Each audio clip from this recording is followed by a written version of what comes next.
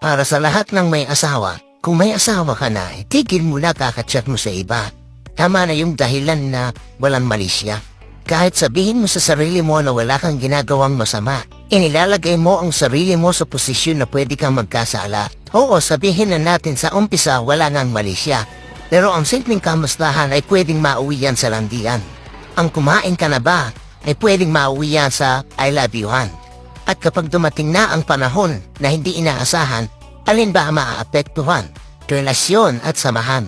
Hindi lang yan. Dahil ang asawa mo pwedeng mawalan ng tiwala sa'yo. Yung kahit mapatawad ka at magkaayos kayo, hindi mawawala sa isip niya ang kasalanan ginawa mo. Yung kahit nasabihin okay na kayo, ang tiwalang nasira ay mahirap nang mabuo.